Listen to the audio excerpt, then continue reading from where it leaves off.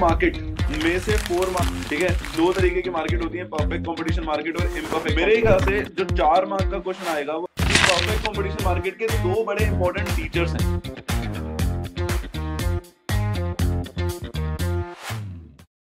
हम शुरू कर रहे हैं 4 मार्कर के हिसाब से कौन कौन से एग्जाम में क्वेश्चन आ सकते हैं।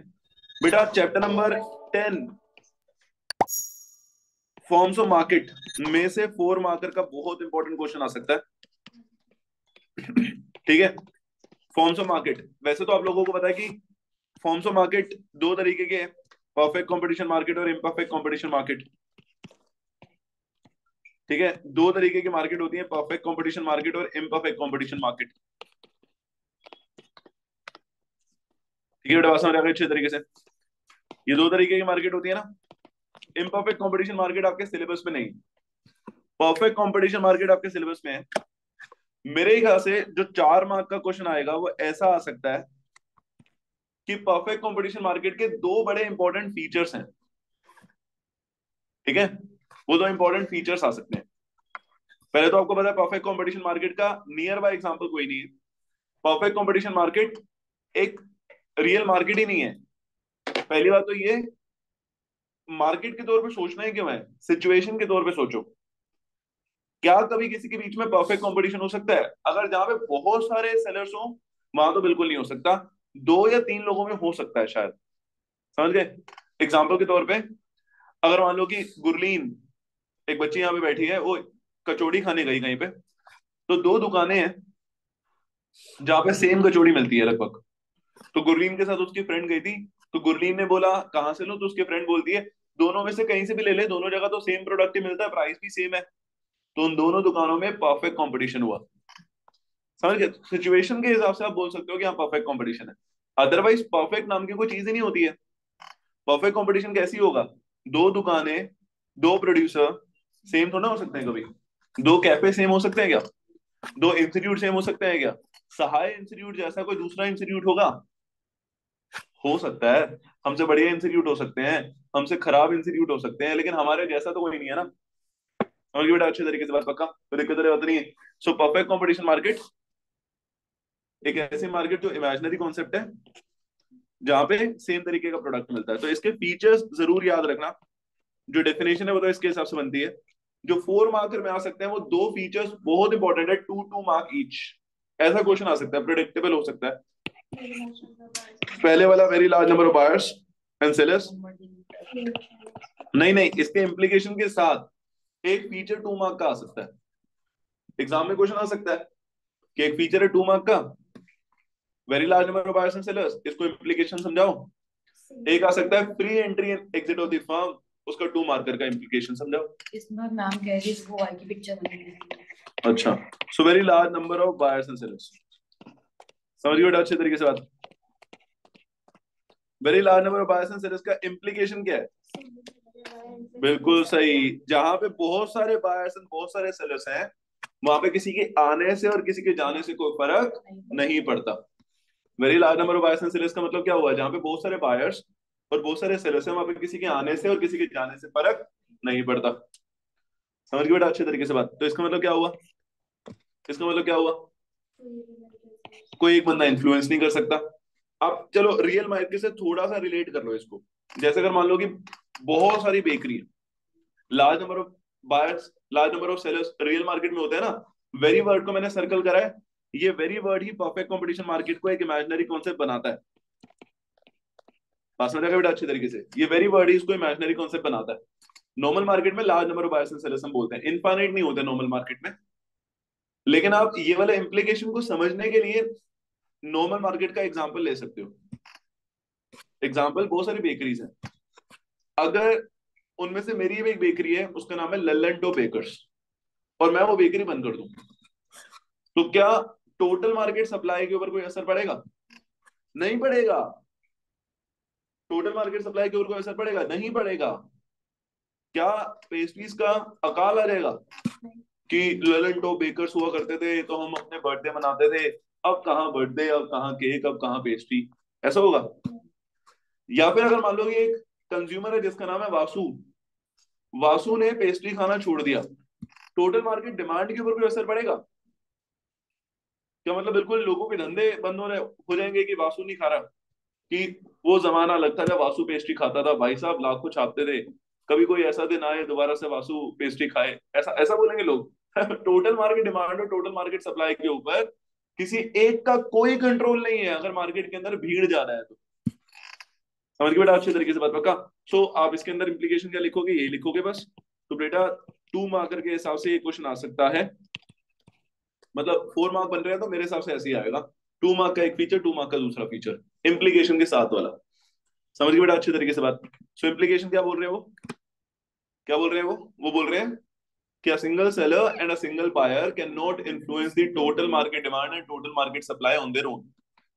बात समझ आ गई? एक सिंगल सेलर और सिंगल बायर, एक सिंगल सेलर और बायर कैन नॉट इन्फ्लुएंस, पूरा और अच्छे तरीके से एक्सप्लेन करना है तो मेरे नोट्स में से देख लेना। Can not influence the total market demand, can not influence the total market demand,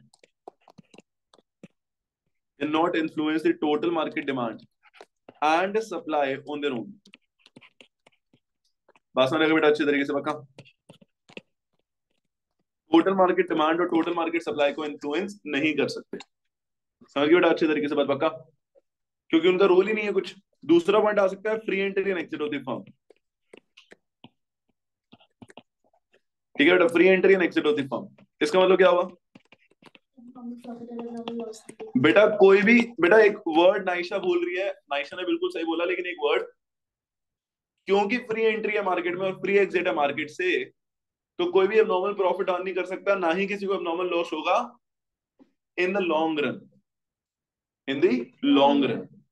short run में तो abnormal profit super normal profit हो ही सकता है क्योंकि फ्री एंट्री है। चलो एक और एग्जांपल दे रहा हूं, जैसे अगर मान लो कि मैंने बेकरी ओपन करी, मेरे को करोड़ों रुपए का फायदा हो रहा है, लाखों रुपए का फायदा हो रहा है, ललन टू बेकर्स ओपन करा, बहुत फायदा हो रहा है, एबनॉर्मल प्रॉफिट, चल गई वो दुकान, लोग सुबह 4 बजे से लाइन लगा के खड़े हो जाते हैं। अगर आपके बिस्किट ना खाए हमने चाय के साथ तो हमारा दिन शुरू नहीं होता, ऐसा बोल रहे हैं लोग।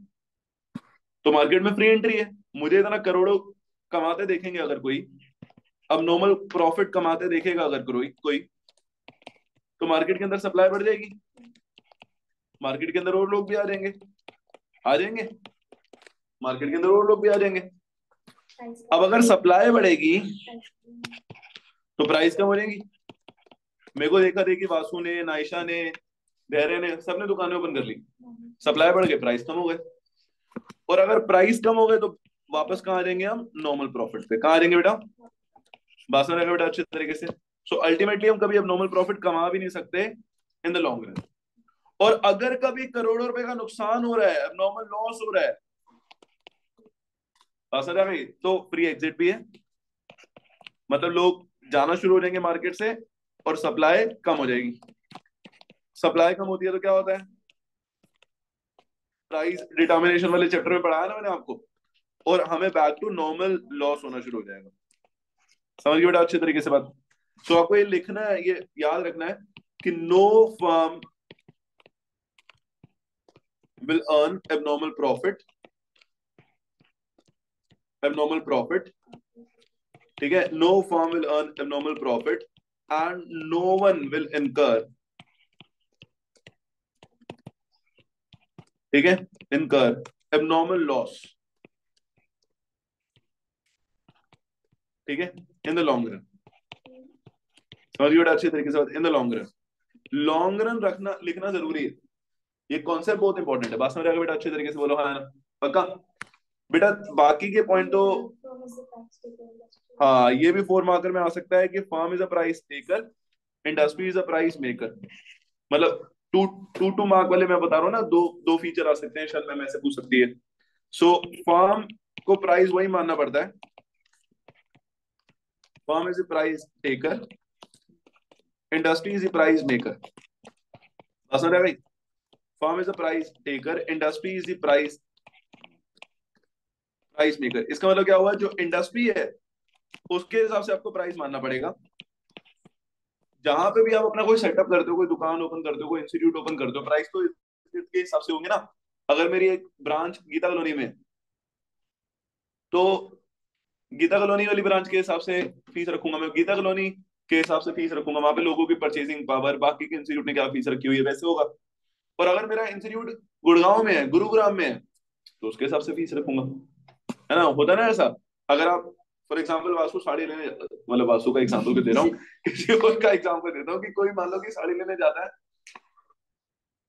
चांदनी चौक से, तो वहां पे प्राइस चांदनी चौक के हिसाब से होगा, एरिया वाइज। Area wise. और अगर मोती नगर जाता है तो मोती नगर में किसी आउटलेट में सेम साड़ी मिल रही होगी लेकिन ज्यादा प्राइस की। समझ गए बेटा अच्छे तरीके से बात पक्का। सो जहां पे इंडस्ट्री, ठीक है जी, कोई परेशानी वाली बात नहीं है, ये इंडस्ट्री का प्राइस है। अभी मैंने बता ही दिया था कि मार्केट सप्लाई और मार्केट डिमांड जहां पे इंटरसेक्ट करते हैं, बता दिया था ना बेटा, वहीं पे फर्म का प्राइस डिटरमाइन होता है। बात समझ आ गई। तो ये फर्म का प्राइस है, ये जो मैंने बनाया है वो फर्म का बनाया है, ये जो मैंने बनाया है वो इंडस्ट्री का बनाया है। समझ गए बेटा अच्छी तरीके से बात पक्का। फर्म और इंडस्ट्री को समझ आ गया बेटा अच्छी तरीके से, बोलो हाँ ना। एक फर्म का और दूसरा इंडस्ट्री का, ठीक है जी, कोई परेशानी वाली बात तो नहीं, बोलो हाँ ना पक्का, बोलो बेटे पक्का, बोलो बेटे पक्का। पॉइंट नंबर 4 जो भी 2 मार्कर आ सकता है वो है डिमांड का। मुझे एक बार बताना, डिमांड का थोड़ा बहुत तो याद होगा आपको, इस मार्केट के अंदर प्राइस चेंज होता है या नहीं होता? नहीं होता, price remain same, price remain same. But क्या चेंज होता है? सिर्फ डिमांड चेंज होती है, ओनली डिमांड चेंजेस। असल में price remain same but demand change होती है। और अगर डिमांड चेंज होती है तो उसका मतलब, इसको बोलते हैं परफेक्टली इलास्टिक डिमांड। क्या बोलते हैं इसको? इसको बोलते हैं परफेक्टली इलास्टिक डिमांड, इसको बोलते हैं परफेक्टली इलास्टिक डिमांड। समझ गए बेटा अच्छी तरीके से बात। परफेक्टली इलास्टिक डिमांड में डायग्राम कैसे बनेगा? Parallel to X axis. बस समझ गए बेटा अच्छी तरीके से। ईडी की वैल्यू क्या रहेगी? इनफाइनाइट। तो ये भी आ सकता है। परफेक्ट कंपटीशन मार्केट में परफेक्टली इलास्टिक डिमांड रहती है, याद रखेंगे। कैसा बनेगा? Parallel to X axis. Perfectly elastic demand में पैरेलल टू एक्स एक्सिस बनेगा। समझ गए बेटा अच्छी तरीके से बात, बोलो हाँ ना पक्का। और पॉइंट नंबर 5 प्यारे बच्चों, एआरएमआर के अलावा मेरे हिसाब से ज्यादा इंपॉर्टेंट है होमोजीनियस प्रोडक्ट वाला पॉइंट। होमोजीनियस प्रोडक्ट मतलब,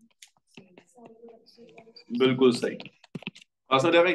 होमोजीनियस प्रोडक्ट मतलब product is identical in terms of everything, product is identical. और अगर प्रोडक्ट आइडेंटिकल है, आप इस मार्केट में होते तो आप कभी भी किसी के द्वारा अगर ज्यादा प्राइस चार्ज करा जाए तो दोगे? नहीं दोगे। तो होमोजीनियस प्रोडक्ट का ही ये इंप्लीकेशन है कि प्राइस रिमेन सेम।